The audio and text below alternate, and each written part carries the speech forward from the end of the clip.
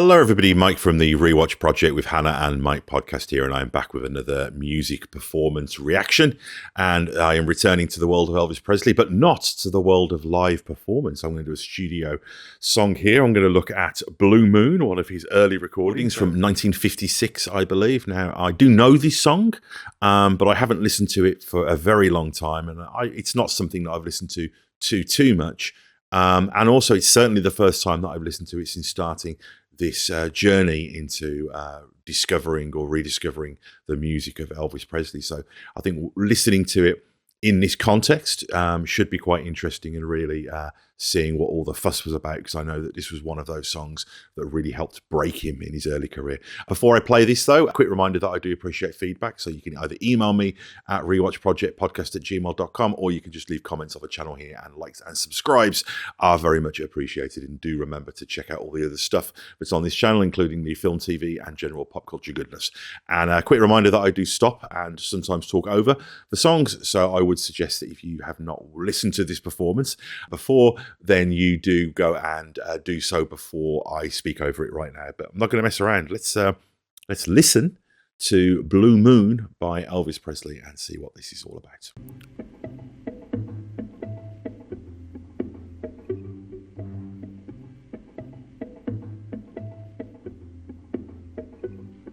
Blue moon, you saw me standing alone, without a dream in my heart,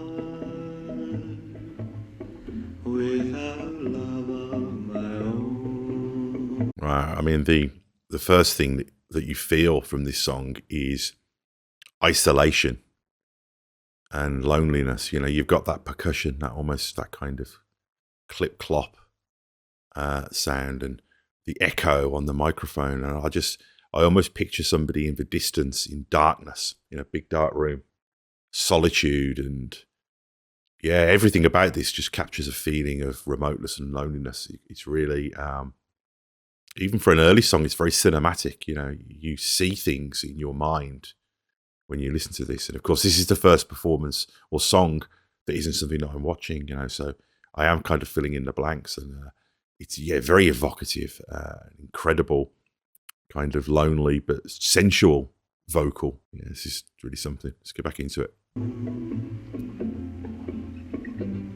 Blue moon, you knew just what I was there for. Great enunciation, as always. You heard me saying a prayer for someone I really could care for.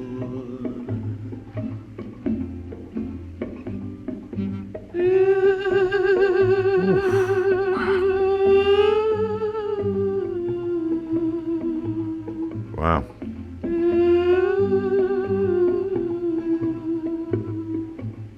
Without love of my own. There's something almost otherworldly about this.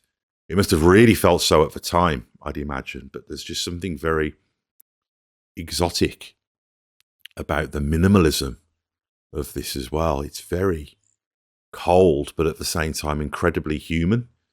And that high vocal, that's just, you know, it gives you that kind of spirit of sadness that you get from doo-wop, you know, that kind of extreme longing, that sense of longing that you get from doo-wop. It's definitely there here. This is, really measured, studied, sophisticated recording.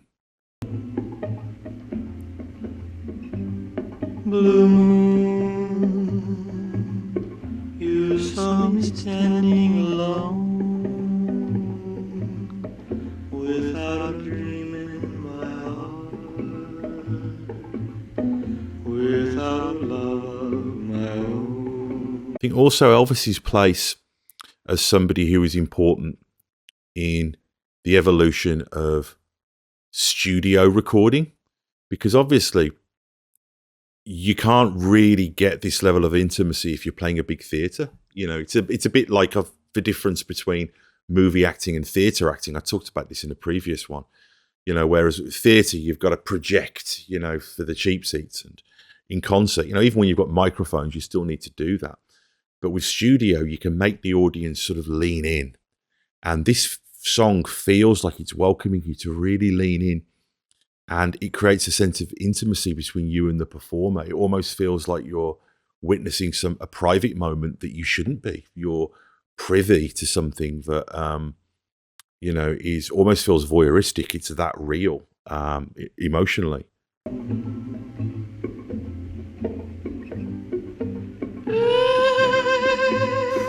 Oh.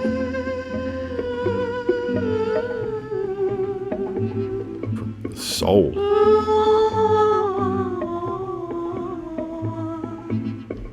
Without love of my own,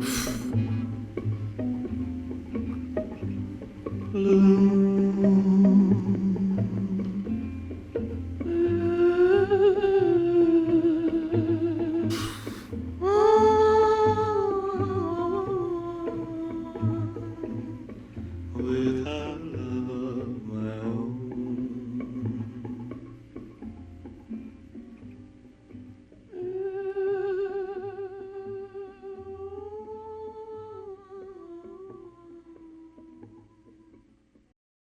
Yeah, what an incredibly evocative song that is. And it really does feel like, and those high-pitched, sort of almost yodely sort of vocals really get you a sense of, you've got the lyrics telling you this loveless, bereft narrative, and then you've got the production telling you the same thing and reinforcing that with the echo and the minimalism and the sense of loneliness and isolation and, being in this dark space alone.